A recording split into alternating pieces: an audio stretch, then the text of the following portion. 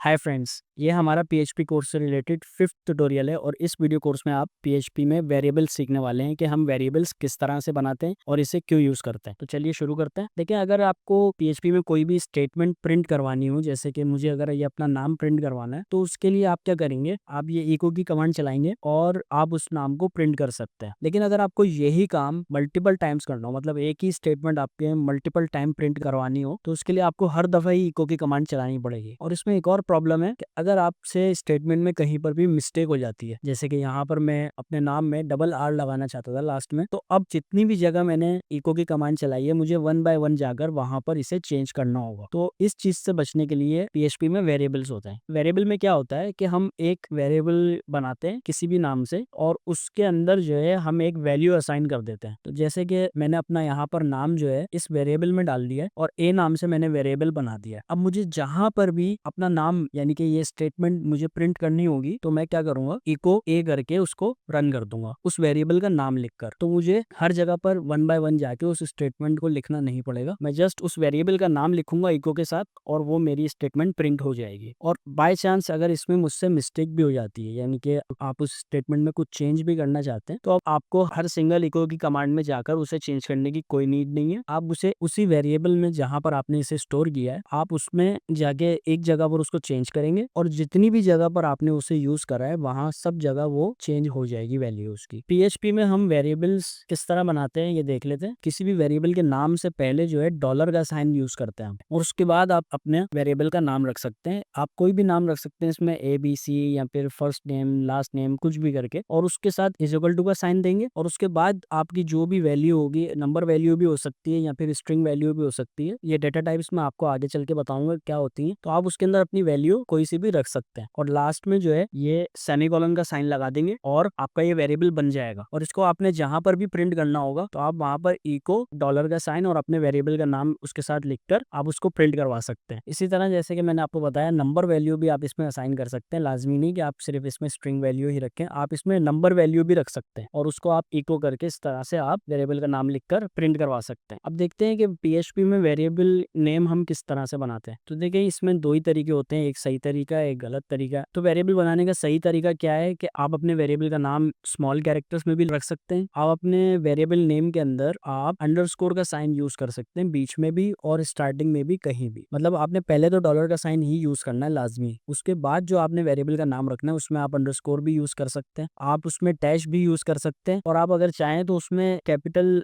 Letters भी use कर सकते हैं और स्मॉल लेटर के मिक्सचर भी यूज कर सकते हैं आप इसमें। और अगर आप इसमें नंबर्स भी नेम में रखना चाहें तो वो आप रख सकते हैं, लेकिन वेरिएबल के नाम के बीच में या फिर लास्ट में, स्टार्टिंग में आप नहीं रख सकते। अब देखते हैं इसका गलत तरीका क्या है। देखिए, अगर आप वेरिएबल नेम के बीच में स्पेस देते हैं तो यहाँ पर आपको एरर नजर आना स्टार्ट हो जाएगा, क्योंकि वेरिएबल जो है यहाँ पर डॉलर फर्स्ट, यहाँ तक वेरिएबल नेम हो चुका है। अभी जो नेम आगे लिखा हुआ है ये कुछ भी नहीं है, तो इस वजह से इसकी वजह से एरर आ सकता है। तो इस तरह से वेरिएबल नेम नहीं बनाना है। आप डॉलर के साइन के बाद डायरेक्ट नंबर यूज नहीं कर सकते। अगर आपने नंबर वेरिएबल नेम में डालना है तो आप लास्ट में जरूर डाल सकते हैं, लेकिन स्टार्टिंग में नहीं यूज कर सकते। और अंडरस्कोर और डैश के अलावा आप कोई भी स्पेशल कैरेक्टर आप पीएचपी के वेरिएबल्स में यूज नहीं कर सकते। अब इसमें एक चीज और है कि देखिए, अगर आपने एक वेरिएबल बनाया है डॉलर नेम और उसको जो है आप प्रिंट करते हैं, और आपने एक और वेरिएबल बनाया है डॉलर नेम, लेकिन इसमें फर्क ये है कि एक आपने बनाया है स्मॉल लेटर से और एक आपने बनाया है कैपिटल लेटर से, तो ये दोनों सेम नहीं है। मतलब अगर आप डॉलर नेम कैपिटल वाला लिखते हैं तो वो उसकी वैल्यू को प्रिंट करेगा, अगर आप डॉलर नेम स्मॉल वाला लिखते हैं तो वो उसकी वैल्यू को प्रिंट करेगा। पीएचपी जो है वो केस सेंसिटिव लैंग्वेज है। अगर आपने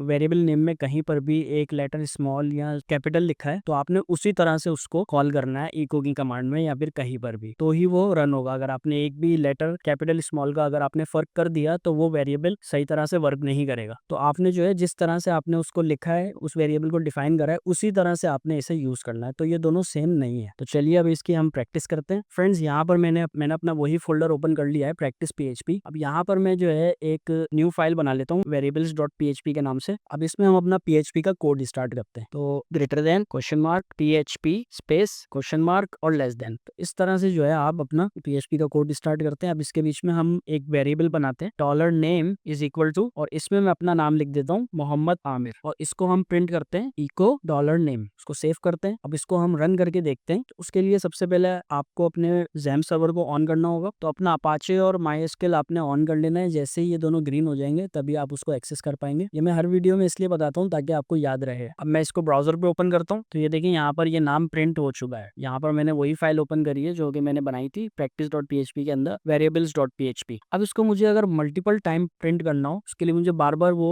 वेरिएबल बनाने की नीड नहीं है। मैं इस एक ही वेरिएबल को मल्टीपल टाइम प्रिंट भी कर सकता हूँ। अब इसको देखते हैं। तो ये देखिए इसने मल्टीपल टाइम मेरा ये नाम प्रिंट कर दिया है। मैं इसमें BR का टैग यूज कर लेता हूँ ताकि ये ब्रेक होकर नेक्स्ट लाइन में आ जाए। तो यहाँ पर BR का टैग यूज कर लेते हैं। उसको सेव करता हूँ और यहाँ पर रीलोड करते हैं। तो देखिए इसने सब में जो है ब्रेक का टैग लगा दिया है। अगर आपसे कोई गलती भी हो जाती है अगर स्टेटमेंट लिखते वक्त, तो आप उसको चेंज भी कर सकते हैं। यहाँ पे मैं मोहम्मद आमिर की जगह इसको मैं अगर अपने चैनल का नाम लिख देता हूँ एडिफाई शेयर। उसको सेव करते हैं और यहाँ पर इसको रीलोड करके देखते हैं। तो देखिए मैंने एक जगह पर चेंजिंग करी है और ये हर जगह पर ये चेंजिंग्स हो चुकी है। इस तरह से जो है आप वेरिएबल बना सकते हैं और उसमें आपको बार बार चेंजिंग्स करने की नीड नहीं है। और अगर आप यही काम इको की स्टेटमेंट से करते तो आपको बार बार हर स्टेटमेंट में जाके उसको चेंज करना होता। अब इसमें हम कंकैटिनेशन भी करके देखते हैं। मैं इसमें अगेन अपना नाम लिख देता हूँ मोहम्मद आमिर। उसको सेव करते हैं और यहाँ पर जो है मैं इसमें स्टार्टिंग और एंडिंग में कंकैटिनेशन करता हूँ और इसमें मैं लिख देता हूँ हाय और लास्ट में एक और स्टेटमेंट इसके साथ कंकैटिनेट कर देता हूँ हाउ आर यू। तो ये मैंने स्टेटमेंट बना ली है। अब इसको हम रीलोड करके देखते हैं यहाँ पर। तो ये देखें बिल्कुल प्रॉपर वे में ही आ रहा है। तो इस तरह से जो है आप इसमें कंकैटिनेशन भी कर सकते हैं। आप इसमें अगर H1 टैग बनाना चाहूँ तो यहीं पर जो है इस वेरिएबल इको की कमांड में इसको मैं चेंज भी कर सकता हूँ। मैं इसको H1 टैग में ले लेता हूँ और हम इसको सेव करते हैं। तो ये देखिए ये मेरा नाम इसने H1 के टैग में कर दिया है। तो यानी कि अगर आप वेरिएबल के अंदर ही उसको जो है HTML सेट करना चाहें तो भी कर सकते हैं और आप इको की स्टेटमेंट के अंदर ही उसको कंकैटिनेट भी करके देख सकते हैं। और यहाँ पे मैं आपको नंबर का वेरिएबल भी बनाकर दिखा देता हूँ $num, और इसमें हम वैल्यू रख देते हैं कुछ भी 78.90। इसको मैं प्रिंट भी करवा देता हूँ इको $num। इसको सेव करते हैं और यहाँ से रीलोड करके देखते हैं। तो ये देखिए इसने नंबर को भी प्रिंट कर दिया है। तो आप इस तरह से कोई सी भी वैल्यू को आप एक वेरिएबल बनाकर उसमें कोई सी भी वैल्यू रखे उसको आप प्रिंट कर सकते हैं बार बार कहीं पर भी। तो ये वेरिएबल क्या होता है, ये वैल्यू को कंटेन करता है। वैल्यू कोई भी हो सकती है, कोई वो नाम हो सकता है, स्टेटमेंट हो सकती है, नंबर हो सकता है, कुछ भी हो सकता है। तो आप जो है इस तरह से वेरिएबल बना के उसके अंदर वैल्यूज को स्टोर कर सकते हैं और आप पूरी कोडिंग में उसको कहीं पर भी यूज कर सकते हैं। और ये वेरिएबल से आपको क्या होता है, याद रहता है कि आपने कोडिंग में कहाँ पर किस चीज को किस नाम से स्टोर किया था। इस वीडियो तक के लिए इतना ही। Thank you so much for watching this video. अगर आपको ये वीडियो पसंद आई तो लाइक शेयर और सब्सक्राइब करिए ताकि हर न्यू आने वाली वीडियो का नोटिफिकेशन आपको मिल जाए।